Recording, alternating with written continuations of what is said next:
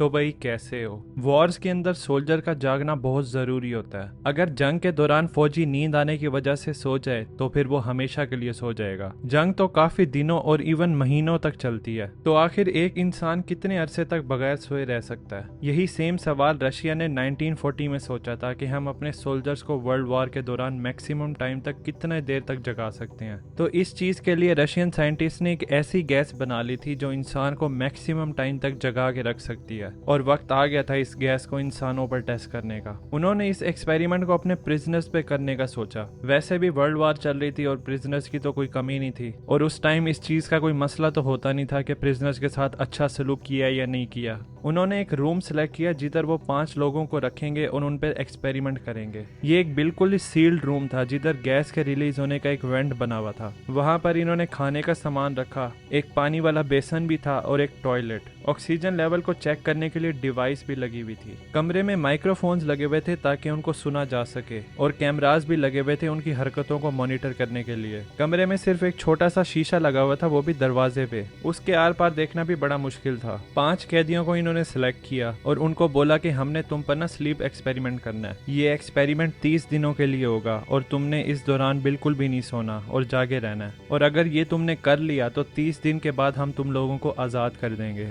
तो कैदियों ने सोचा चलो फेयर डील है, और वो मान जाते हैं। फिर उन कैदियों को उसी कमरे में बंद कर दिया जाता है। पहले 3 दिन तो बहुत सही गुजरते हैं, सब कुछ नॉर्मल होता है। गैस अपना काम कर रही होती है और कोई बंदा भी नहीं सोता, और रिसर्चर्स भी खुश होते हैं। लेकिन फिर चौथे दिन ना चीजें अजीब होना शुरू हो जाती हैं। उन लोगों ने जंगों के बारे में डिस्कशन करना शुरू कर दी थी, अपने पास्ट लाइफ के ट्रॉमास के बारे में, और 5वें दिन वो अपने आप से ही बात करना शुरू कर देते हैं। इस तरह बिहेव करते हैं कि कोई इनके अलावा भी रूम के अंदर है। माइक्रोफोन के अंदर विस्पर करके वो अपनी खौफनाक कहानियां बता रहे थे। छठे दिन के बाद उनको हेलुसिनेशन होना शुरू हो जाती हैं। हेलुसिनेशन मतलब ऐसी खौफनाक चीजें जो वहां पर मौजूद तो नहीं होती लेकिन वो दिखाई जरूर देती हैं। ठीक इसी तरह ही जैसे आप घर में अकेले हो। डर आपको इस बात पर नहीं लगेगा कि आप अकेले हो, बल्कि आपको इस बात पर लगेगा कि आपके साथ कोई है, लेकिन वो आपको दिखाई नहीं दे रहा, और आपको उसकी मौजूदगी का एहसास भी हो रहा है। और जिधर भी आप देखोगे आपको हर कोने में कोई अजीब अजीब चीजें ही दिखाई देंगी, ओवर थिंकिंग की वजह से। ये चीजें उन प्रिजनर्स के साथ होने लग गई थी,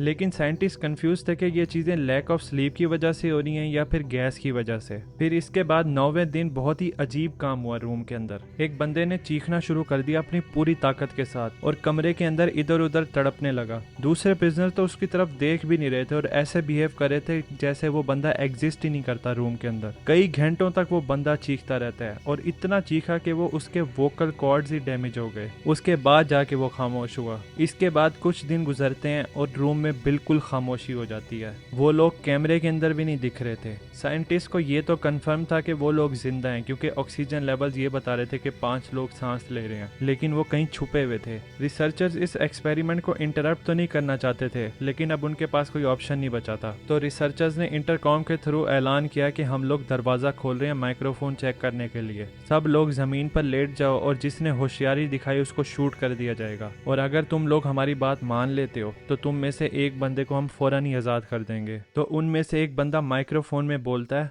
हम अब आज़ाद नहीं होना चाहते। इसके बाद रिसर्चर्स ने वेंट खोले और ताज़ा हवा को रूम के अंदर पास कराया, क्योंकि उन रिसर्चर्स ने भी तो रूम के अंदर आना था ना। जब वो गैस रूम से बिल्कुल खत्म हो गई ना, तो वो लोग चीखें मारने लगे कि हमें वो गैस वापस चाहिए, क्योंकि वो लोग बिल्कुल ही एडिक्टेड हो गए थे उस गैस से। डे 15 पे उन्होंने दरवाजा खोला और देखा कि सामने एक बंदा मरा पड़ा था, और रूम का तो बुरा हाल था, जगह जगह खून पड़ा हुआ था। उन लोगों ने अपना ही गोश्त खाया हुआ था। इस तरह लग रहा था कि वो अपनी सर्जरी खुद ही कर रहे थे। किसी की बॉडी का कोई पार्ट कहीं पड़ा हुआ था, और उन लोगों की स्किन भी फटी हुई थी। साइंटिस्टों ने फौरन दरवाजा बंद किया और फिर सोल्जर्स को बुलाया मदद के लिए कि इनको बाहर निकालो। उन्होंने सोल्जर्स पर ही हमला कर दिया। बड़ी मुश्किल से उनको बाहर निकाला। एक बंदा लड़ते हुए नीचे गिरा, उसका हार्ट पंप करना बंद हो गया था, लेकिन उसके मुंह से आवाज आ रही थी कि मुझे गैस चाहिए। उन लोगों को बहुत सारा एनेस्थीसिया दिया गया, लेकिन वो बेहोश ही नहीं हो रहे थे और पागलों की तरह लड़ रहे थे। उनको बाहर निकालते हुए रिसर्चर्स भी काफी जख्मी हो गए थे।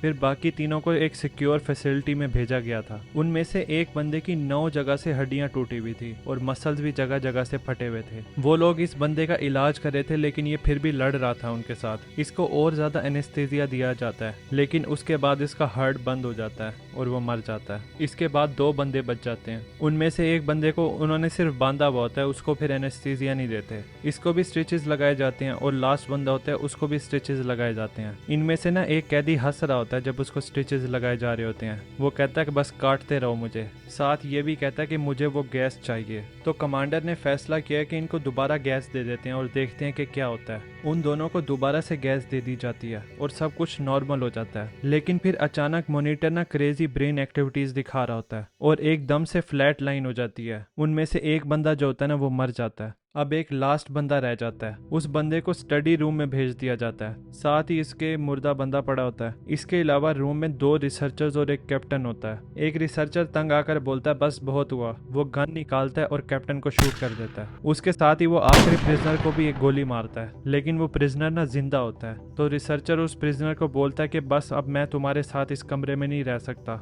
और तुम हो कौन? वो बंदा रिप्लाई करता है, तुम बहुत आसानी से भूल गए कि हम तुम्हारे अंदर रहने वाले शैतान हैं। जिस शैतान से तुम डरते हो, वो जो रात को तुम्हारे बेड के नीचे होता है, वो हम ही हैं। ये बात सुनते ही रिसर्चर उसको सीने पर गोली मार देता है और आखिरी प्रिजनर भी मर जाता है। और यहाँ पर एंड होता है ये रशियन स्लीप एक्सपेरिमेंट। लेकिन अनफॉर्चुनेटली ये एक्सपेरिमेंट कभी हुआ ही नहीं था हिस्ट्री में। ये बस एक फिक्शनल हॉरर स्टोरी है जो 2010 से पहले किसी को पता भी नहीं थी। 2010 में इसको क्रीपी पास्ता वेबसाइट पर पब्लिश किया जाता है, लेकिन इस एक्सपेरिमेंट के कोई हिस्टोरिकल एविडेंस नहीं है। जैसे कि कोई ऐसी गैस इन्वेंट ही नहीं हुई जो इंसान को 1 महीने तक जगा के रख सके। हाँ, ऐसी गैस जरूर है जो इंसान को सुला सकती है हमेशा के लिए। ये तो फिक्शनल स्टोरी थी, लेकिन एक ऐसा वाकया है जिसमें प्लेन क्रैश के बाद सर्वाइवर्स ने मुर्दा बंदों को खाया था सर्वाइव करने के लिए। ये असल स्टोरी है जिसको आप यहाँ से देख सकते हैं। मिलते हैं उस वीडियो में। Thanks for watching.